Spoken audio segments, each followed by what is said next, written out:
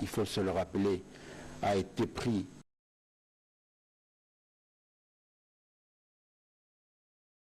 d'exception. Donc c'est des conditions assez particulières. Il faut aussi qu'on arrive à analyser cette question de façon dépassionnée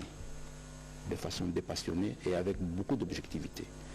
Nous sommes dans une zone de guerre et il faut prendre maintenant la responsabilité et la décision de savoir comment nous allons gérer ces entités, ces provinces-là, sur base de quelles dispositions pour sécuriser ces populations-là.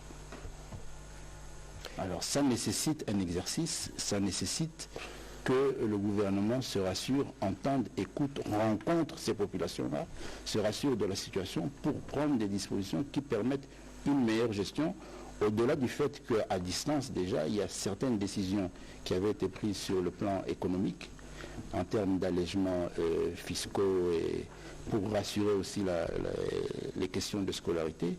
Mais lorsqu'il faut prendre des décisions ultimes sur le plan sécuritaire, je crois qu'il est tout à fait responsable de descendre sur terrain pour se rassurer de la situation. Nous ne sommes pas le premier pays qui connaissent de telles situations, ça s'est fait dans d'autres pays. Rappelez-vous de la France qui a décrété au cours de la Deuxième Guerre mondiale l'état de siège. Renseignez-vous comment cet état de siège a été géré et à quel moment, en toute responsabilité, ils ont pris la décision de lever l'état de siège. Donc, si demain, le gouvernement de la République prend une décision, blanc ou noir, soyez convaincus que la critique, elle sera là et elle sera très forte. Donc laissez et permettez que le président de la République puisse engager de façon responsable son gouvernement pour qu'une décision responsable soit prise. Vraiment, excusez-moi. Allez-y s'il vous plaît, allez-y. Monsieur le vice-premier ministre, est-ce qu'il y a des mises en place prévues au sein de la police? Mise en place prévue au sein de la police. Oui, la police nationale. Pourquoi la question, c'est que avez-vous récemment fait des évaluations sur, l'inspection générale de la police, et puis 2, sur les différents chefs de police des provinces qui sont en place? Est-ce que vous avez fait des évaluations pour prévoir des mises en place? Au niveau du ministère de l'Intérieur, l'évaluation des différents services que nous avons, nous le faisons au quotidien. Ça, je peux vous le rassurer. Les perspectives de mise en place dans des domaines comme celui, par exemple, de la police, elles sont aussi assez permanentes parce qu'on les évalue au quotidien. Moi, j'ai hérité de mon prédécesseur aussi cette initiative-là, qui apparaissait comme une nécessité. Et je crois que des instructions que j'ai reçues aussi de la hiérarchie, ça va nous amener très prochainement à pour mieux sécuriser davantage nos concitoyens. Voilà, merci. On va prendre rapidement les questions de Prince Maïro, puis ce sera Madame Joséphine Mawete. On prendra la série de dernières questions pour terminer cet exercice. Allez-y, s'il vous plaît. Monsieur le VPM de l'Intérieur, durant cette mission d'évaluation à Goma, il y a ces mots qui est revenu, les mesures d'atténuation. Et la Première ministre en a même parlé dès le début ici. De quoi s'agit-il concrètement? Quelles sont ces mesures-là? Excellence Mouya a déjà parlé des mesures fiscales, mais vous pouvez nous en dire plus. Et pendant combien de temps vont-elles s'appliquer? L'autre question, c'est pour le ministre de la Communication. Excellence, c'est une observation de la part de la communauté des personnes sourdes, qui sont des personnes vivant avec handicap en RDC. Elles se disent abandonnées. Elles disent qu'il n'y a pas de changement de narratif dans leur secteur. Elles veulent bien suivre les briefings en direct, mais il n'y a pas d'interprète en langue des signes. Qu'est-ce que vous pouvez leur dire? Merci pour l'observation. Nous avions déjà commencé des conversations à ces propos avec la ministre déléguée, Irène Sambo. nous allons la relancer pour nous assurer que ce qui s'est fait déjà pour le journal de la télévision nationale, ça ne passe pas seulement pour le briefing, mais que ça se fasse aussi pour toutes les grandes émissions, parce que nous avons besoin de cette inclusion. Et vous savez qu'avec le président de la République, on a fait des pas majeurs pour ce qui concerne la situation de personnes vivant avec handicap, notamment la loi et d'autres d'ailleurs mesures qui vont avec. Et donc nous aurons l'occasion de le faire, d'autant plus que le 3 décembre prochain, la ministre déléguée l'a annoncé au dernier Conseil de ministres, c'est la journée consacrée aux personnes vivant avec handicap. Nous nous assurerons que nous donnons la visibilité qu'il faut à cette activité et qu'ils puissent eux aussi, comme nous tous, avoir accès à l'information. Merci de le rappeler. Voilà, en termes de mesures d'atténuation, oui, effectivement, il y a les mesures économiques et sociales prises par le gouvernement lors du, je crois que c'était au 11e Conseil des ministres, si je ne me trompe pas. Et il y a des mesures politiques et judiciaires. Les mesures judiciaires avaient été prises par l'ordonnance du président de la République. Il a été demandé à la mission de Madame le Premier ministre de les évaluer, de savoir si les juridictions civiles ont repris leurs prérogatives dans les différentes juridictions, ce qui a été acté d'une certaine manière. Il y a les mesures politiques, c'est la gestion des entités par une administration civile. Parce que jusqu'à présent, l'administration policière et militaire est restée en place. Et c'est ce que nous avons évalué au cours des différents échanges. Maintenant, il y a eu d'autres demandes.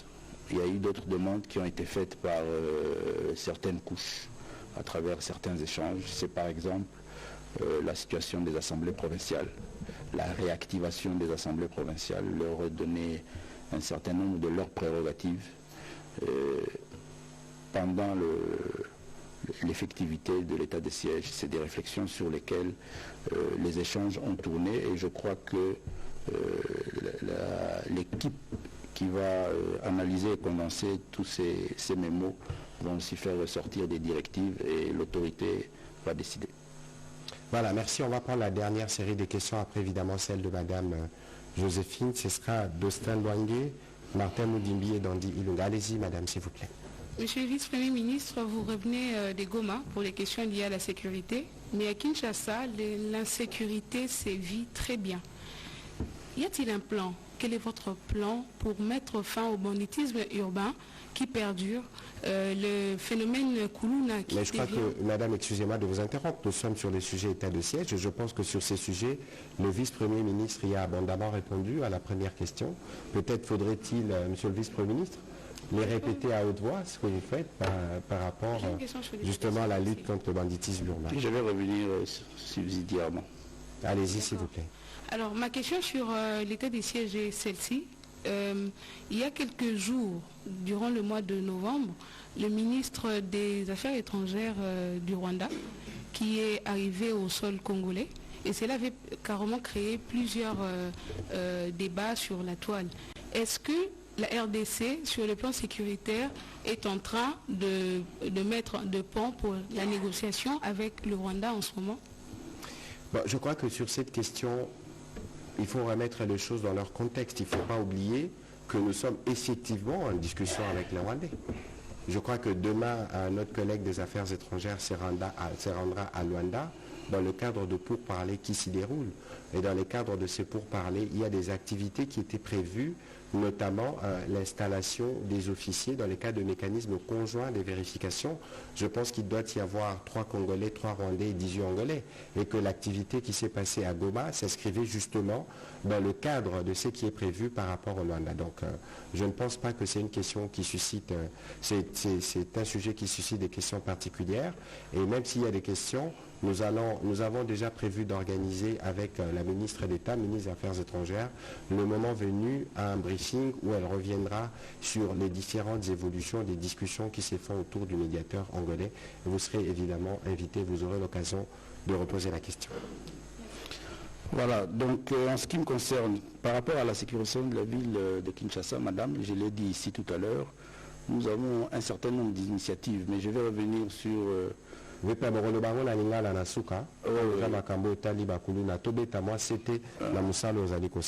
revenir sur l'une des plus importantes. na niveau ya ministère na biso na ba réunion to sala na commandement de la police nationale congolaise, nous avons mis en place un plan opérationnel. Et on a outil que la police est sur terrain pe azo kangabatu. Semaine passée nakanisi bandeko bavandaka na Mongafula na côté à quartier à Matadimayo mama mutu ba monaki bouclage de police à Salaki kendaki na bazamba kuna musika kokanga bakuluna obaza en bande organisée. En bande organisée, enquête P ezali ko salama parce que information il y a moins importante et ils ont qui au cours il y a bouclage wana pe ba bouclage ils ont continué. Na kanti avant-hier ezalaki côté à Yolo bouclage salamaki na ngalie mape ba bouclage ezalaki week-end oyo. Lelo na tongo na limité pe bakangi coupe bakuluna oyo malheureusement bayaki ko bomande kona biso moko. Donc police azosala musaranae. Alors en ce qui concerne la visite du ministre rwandais, tel que l'a dit le collègue Mouyaya, il y a aussi le processus de Luanda qui est un processus qui gère sur le volet diplomatique le conflit que nous avons, la guerre que nous subissons au niveau de la province du Nord Kivu. Polémique, il y a une polémique qui a eu autour de cette visite, mais bon, dans toutes les guerres, à un moment où un processus diplomatique est organisé, il y a des rencontres.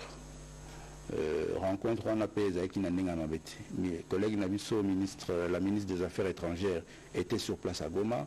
Elle a délégué le gouverneur de province pour faire entrer la partie rwandaise sur le sol congolais parce qu'il y avait une réunion. Et c'était le minimum protocolaire qui pouvait se faire pour que cette réunion se tienne.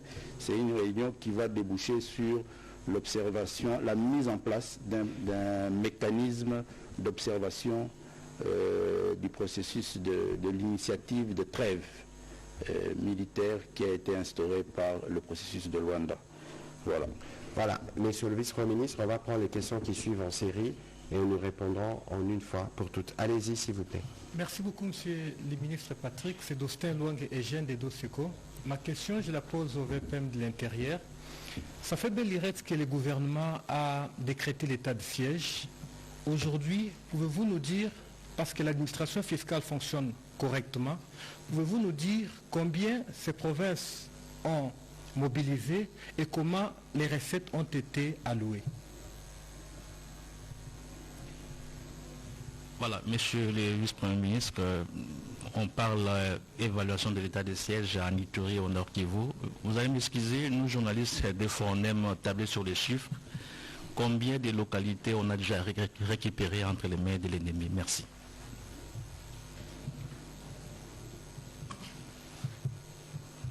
Merci beaucoup, monsieur le ministre, pour la question, pour la parole plutôt. La première question est celle s'adresse au VPM de l'Intérieur. Au dernier Conseil des ministres, vous avez fait adopter les projets de loi portant programmation de la réforme de la police nationale congolaise. Pourrions-nous espérer que sa mise en œuvre va permettre la modernisation de notre police? La deuxième question, c'est celle de savoir que nous ne sentons pas l'efficacité de l'IGPNC, l'inspection générale de la police. Depuis votre intronisation à ce poste du VPM à l'intérieur, est-ce que nous pourrions au moins espérer dans l'avenir voir réellement l'efficacité de cette structure de l'inspection générale de la police sur terrain? Merci. Dernière question. Oui, merci beaucoup pour la parole, monsieur le ministre, mais la question que je voulais poser vient d'être balayée, mais je voulais quand même revenir sur la situation que l'UDPS Tshisekedi est en train de traverser. Et pour le moment, on parle d'état de siège, s'il vous plaît. Permettez que l'on ne glisse pas sur le terrain des questions politiques. Le vice-premier ministre est ici à ce titre-là, d'ailleurs, vice-premier ministre.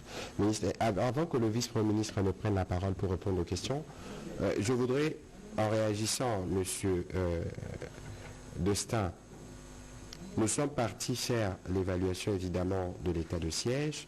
Nous avons eu les rapports des différents gouverneurs sur tous les plans. Alors, le vice-premier ministre, il a sûrement des éléments mais ne demandez pas au vice-premier ministre de venir vous faire le rapport chiffré de tel budget, de tel autre, de tel autre. Aujourd'hui, il y a évidemment des discussions, des provinces qui ne fonctionnent pas telles qu'elles devraient fonctionner par les passés, parce que les assemblées nationales sont paralysées, il n'y a pas de gouvernement provincial, plutôt un gouvernement d'état de siège qui travaille d'une certaine manière, mais globalement, dans ce qui est dit, on a vu qu'il y a des projets qui sont exécutés, on a vu des choses qui sont faites, mais la mission principale de ces gouvernements d'état de siège, c'est la question sécuritaire. Et je pense que ce serait plutôt souhaitable que s'il y a des aspects particuliers de ce type, peut-être que les ministres, les gouverneurs habilités pourront le moment venu communiquer de manière détaillée. Mais ici, il faut qu'on reste sur le grand principe, c'est le vice-premier ministre, ministre de l'Intérieur, qui a aussi la charge de regarder tout ce qui se passe dans les autres 26 provinces. Ici, nous sommes partis, Martin Mudimbi, nous sommes partis dans le contexte du suivi de ce que le président de la République avait recommandé en Conseil. Il y a évidemment, le vice-premier ministre l'a dit, la question du front diplomatique qu'on a abordé ici. Il existe une question de front militaire. Alors peut-être qu'il ne faudrait pas qu'on mêle un peu tous ces sujets au risque de ne pas percevoir la pertinence de la démarche dans laquelle nous sommes partis. Donc je voulais recentrer un peu les esprits à ce stade de nos échanges pour que le vice-premier ministre puisse davantage éclairer l'opinion de ceux qui nous suivent. Monsieur le vice-premier ministre, vous avez la parole. Oui, merci. Alors sur la mobilisation des fonds, je crois que le ministre vient de vous donner un peu un aperçu de réponse. Moi je n'ai pas les détails et je crois que ce n'est pas le lieu, ce n'est pas aussi mon rôle principal, mais retenez que par exemple en ce qui concerne la province du Nord Kivu, elle est amputée de plusieurs zones ou localités qui faisaient l'objet d'un bon nombre de ses ressources financières. Mais c'est vrai qu'au-delà de cela, il est assez visible de voir que certains travaux d'aménagement, et ça nous l'avons reçu lors des différents rapports que les gouverneurs nous font, que ce soit dans le nord ou la province, le nord Kivu, ou la province de l'Ituri, il y a certains travaux d'aménagement qui se font par rapport à cela. Cette évaluation que la mission a faite, effectivement, va permettre, à travers toutes les données reçues, va permettre au gouvernement d'avoir une vue d'ensemble plus claire sur toutes ces questions. Et je crois que ça va aussi édifier ou permettre à l'autorité de prendre des décisions sur la façon dont les choses seront réorganisées par rapport à l'allègement des mesures de l'état de siège.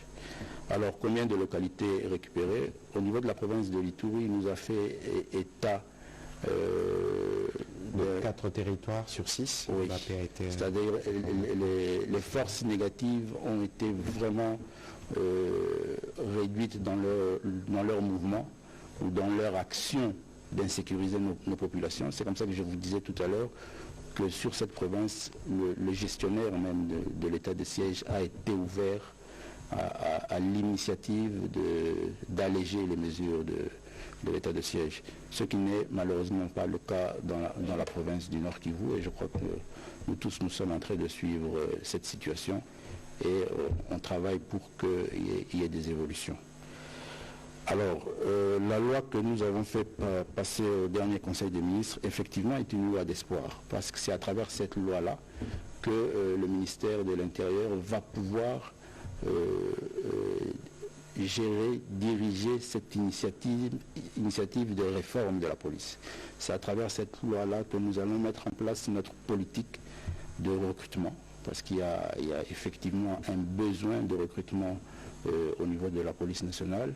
C'est à travers cette loi-là que nous allons mettre en place notre politique du besoin en termes de matériel, même si je crois que vous le constatez, il faut en parler. Il y a déjà un certain nombre d'actes qui sont posés pour permettre à la police de travailler dans des meilleures conditions. C'est à travers cette loi-là que nous allons améliorer les conditions de travail de notre police pour lui permettre de mieux fonctionner et même sa réorganisation, parce que la réforme de la police vise aussi la réorganisation de cette institution qui a pour rôle de sécuriser notre population et son territoire. Alors vous avez parlé de l'inspection générale de la police, mais je ne sais pas si avant ou quand est-ce que la dernière fois que vous avez fait état de sanctions au sein de la police nationale. Aujourd'hui, je crois que les Congolais, les Kinois ont vu la police s'auto-sanctionner. Aujourd'hui, on voit au niveau de la police, même dans les audiences foraines, des arrestations et des condamnations des éléments de la police qui posent des actes répréhensibles. Et tout ça, c'est cette impulsion que nous mettons, que le ministère de l'Intérieur met et fait pression sur cette institution de l'inspection pour qu'elle joue réellement son rôle. Elle est en train de le jouer. Nous sommes en train aussi de les évaluer au jour le jour. Et je crois que c'est ça, cette discipline et le rôle qui est celui de l'inspection, qui va faire en sorte à ce que nous ayons une police qui sert mieux ses concitoyens. Hier, il était difficile de voir un commissaire provincial, un commandant d'une unité de police aussi importante, être sanctionné. Et aujourd'hui, c'est possible et ça va continuer à se faire. Les 3 policiers qui ont malheureusement malmené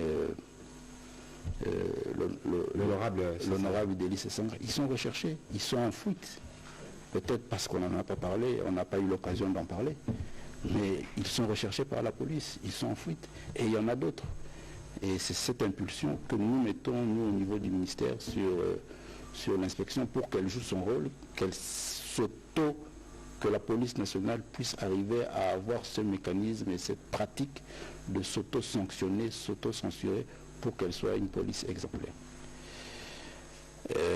Il y avait une question sur l'UDPS, on ne vous a pas permis de la poser. Comprenez qu'aujourd'hui je suis membre du gouvernement et il y a une certaine distance vu les dispositions constitutionnelles. Donc on trouvera un autre cadre pour parler de notre cher parti. Merci. Alors, Monsieur le Vice-Premier ministre, on va terminer cet exercice. Nous savons que vous allez dès demain à Kalemi, mais on a vu, Monsieur le Vice-Premier ministre, des documents circuler, vous attribuant 150 membres de votre cabinet qui vous accompagnent à Kalemi. Oui, bon, ça, ce sont les effets des réseaux sociaux qui permettent à ce que on vous arrache, à vous les professionnels de la communication, le rôle d'informer l'opinion. Je l'ai dit tout à l'heure que la conférence des gouverneurs est instituée par notre Constitution. C'est une institution qui concerne son président, le président de la conférence des gouverneurs, c'est-à-dire le président de la République, le gouvernement, le Premier ministre, le gouvernement à travers certains ministères sectoriels, dont principalement le ministre de l'Intérieur et les 26 provinces de la République démocratique du Congo. Et elle s'organise sous la responsabilité en termes de secrétariat exécutif à travers le ministère de l'Intérieur. C'est ce qui nous a donné le devoir et la responsabilité d'organiser les experts des 26 provinces, si je ne me trompe pas, c'est 4 par province, les experts des différentes institutions que je viens de citer, présidence de la République, primature, ministère sectoriel, à aller au lieu de réunion qui est Kalemi. Et c'est comme ça qu'il y a une liste de 150, 160 personnes qui sont les experts qui vont accompagner les différentes institutions à faire en sorte à ce que cette réunion s'organise dans les conditions requises et donne les résultats requis. Donc la liste que vous voyez sur cet ordre de mission qui est signé par moi n'est pas la liste de mon cabinet. Bon, il est malheureux que certaines personnes en ont voulu faire une actualité pour distraire nos concitoyens, mais ça n'a rien à voir avec mon cabinet qui n'a pas cette taille. Mais encore, je peux vous informer, le ministre Mouya le sait, on nous a rappelé, on nous interpelle souvent sur l'organisation des missions des membres du gouvernement et chacun de nous avons un quota réglementaire sur nos missions, qui n'arrivent jamais à 20 personnes, selon le cabinet. Même moins de 20, même pas 15, peut-être Madame le Premier ministre qui elle a des responsabilités particulières. Alors, Monsieur le Vice-Premier ministre, on va terminer. Je voudrais que vous puissiez conclure en 2 volets. Qu'est-ce que nous retenons de la mission de l'état de siège que la Première ministre a effectuée? Quelles sont les étapes qui suivront par rapport à cette population qui veut la paix, qui veut la sécurité? Dans un deuxième volet, je souhaiterais que Tobeta Sete Nalingala, parce que eza ba question ezo lobama mingi makambo etali bakuluna. Toza na besoin penza olimbolela la biso stratégie eza mise en place obetaki masola ba bouclage, est-ce que ba patrouille na buto ezalaka ba mesure nini bozozwa po eza question batu baza kolandela mingi o batu baza na ba inquiétude mingi yo moko po lobi baka oyo tozo déplorer na RTNC ou to déploraki lelo na limité ndenge lobaki awa. Est-ce que ba congolais ba olando na pokwa lelo bakoki kozala rassurer que nous salés au salama pour que bakulu na nyonso bazala traquer bisika nyonso bazali na Kinshasa pe na Congo mobimba pour la ministre et intérieur ya makambo etali Congo mobimba. Effectivement. Donc sur l'état de siège, je peux rassurer nos concitoyens, vos téléspectateurs, que nous avançons. Nous avançons, nous sommes en train d'avancer par rapport aux préoccupations et des provinces et surtout des représentations du peuple, c'est-à-dire l'Assemblée nationale et le Sénat, qui il est visible à chaque fois qu'il y a sollicitation de prorogation, un débat de fond et houleux a lieu dans ces hémicycles. Nous, au niveau du ministère de l'Intérieur, nous travaillons sur ce dossier depuis que nous sommes au gouvernement, parce qu'il y a cette nécessité de gérer cette situation d'exception qu'organise notre Constitution. Et il était important, et on a pu aujourd'hui avoir cette mission gouvernementale dirigée par Madame le Premier ministre, qui a un rapport à faire à l'autorité, qui va amener à ce que dans les prochains jours, une décision soit prise sur les mesures d'allègement qui vont permettre à nos concitoyens de ces 2 provinces de voir leur mode d'organisation politico-administrative être plus assoupli au-delà de la situation sécuritaire que traversent ces 2 provinces, et je crois que c'est au bénéfice de la République. Donc nous allons continuer à faire ce travail pour répondre aux préoccupations de ces populations, tout en tenant compte du fait qu'il se vit dans ces 2 provinces des situations sécuritaires particulières. Et c'est à ce niveau-là que je voudrais insister encore une fois que ce sont des questions qu'il faut arriver à analyser et à gérer avec objectivité et sans passion. Et c'est le travail que votre gouvernement est en train de faire, et c'est pour ça que cette mission était importante. Et aujourd'hui qu'on a fini cette mission et qu'on va faire un rapport, cela va nous permettre en toute responsabilité à ce que le président de la République prenne des dispositions au bénéfice de nos populations.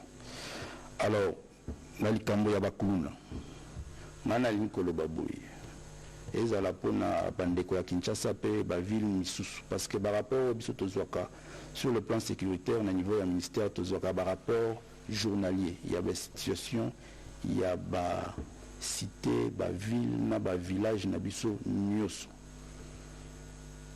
En ce qui concerne la ville, Lokola Kisasa, Matadi, Lumumbashi, Mbandaka, Goma, Bukavu, Bunia, banditisme urbain, ezali wana ezali présent.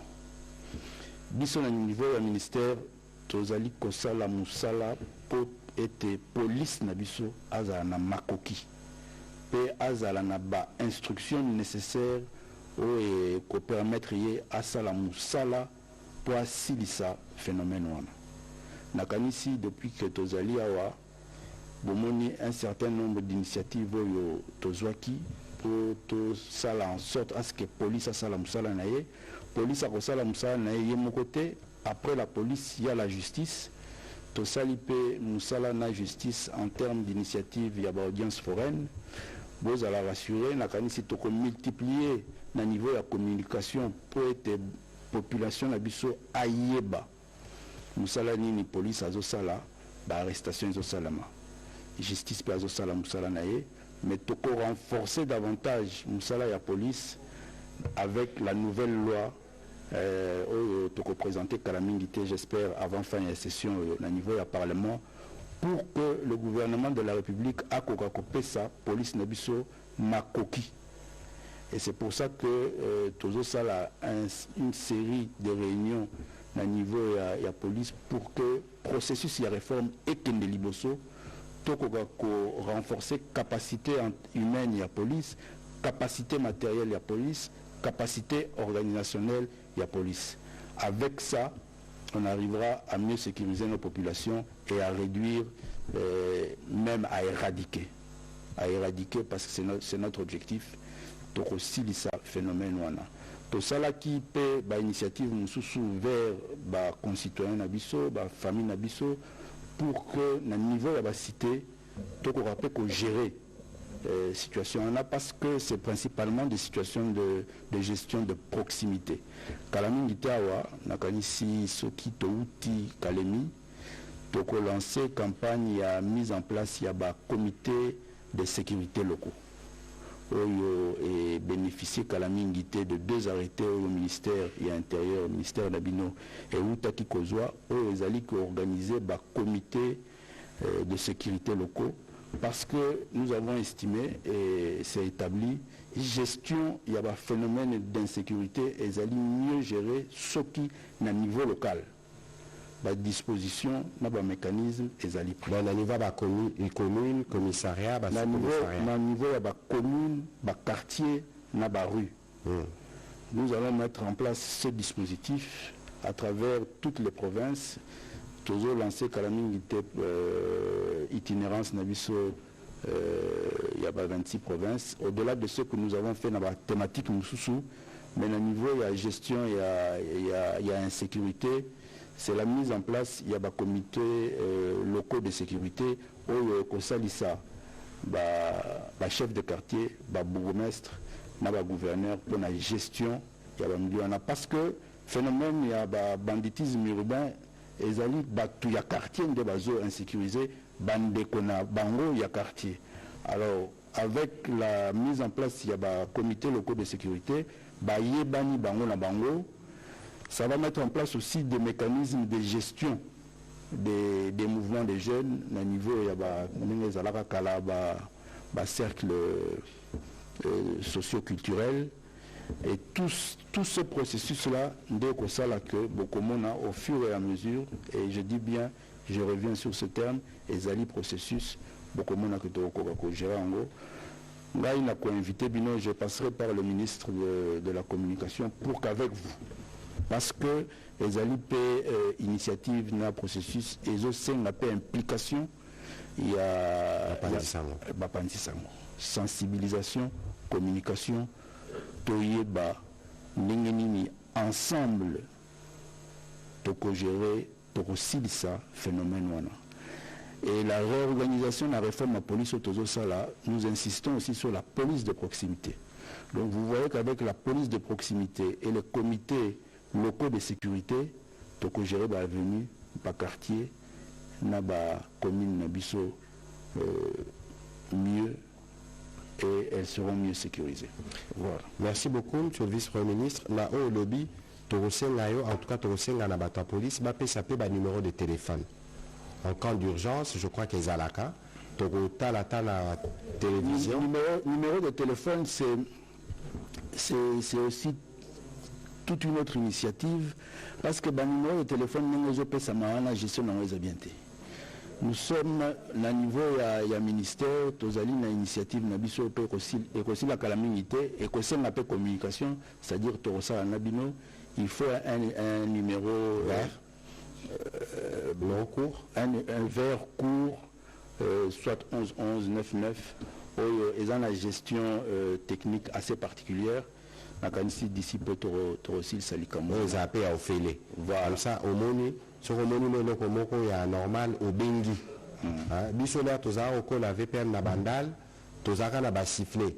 Soko qui nous na sima, au siffler, voisin a siffler, bokimi simoibi. Je crois que nenge VPM a outi kolobawa, makambo etali kuluna. Kuluna zarane mwana shegete hein. Shega tambola tambola. Mais kuluna mingi yango VPM alobaki awame. Nabite batnyo subala naki makambo etali ba chambre foraine.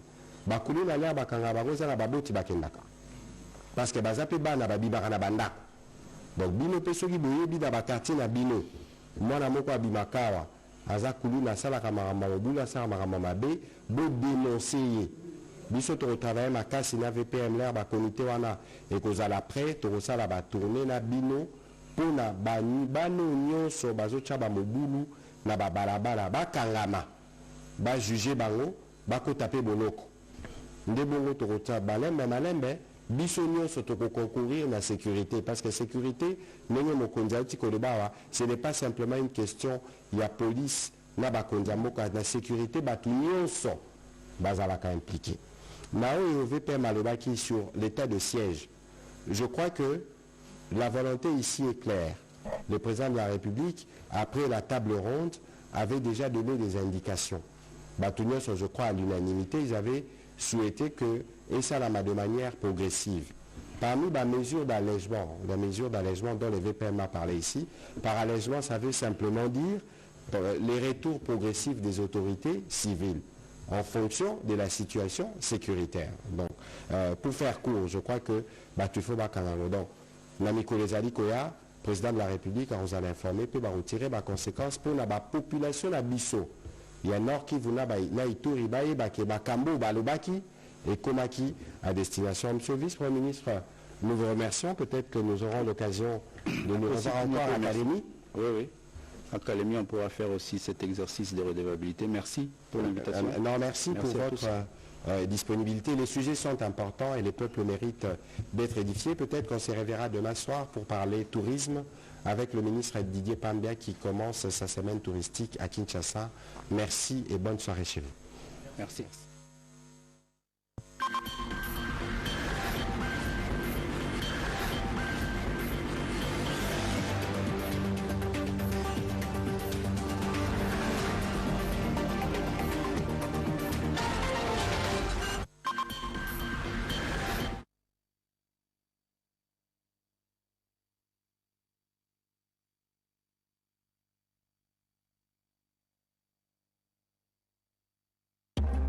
À l'ère du numérique, la communication demeure encore au centre de la vie. La radio-télévision nationale congolaise reste le vecteur de l'unité nationale.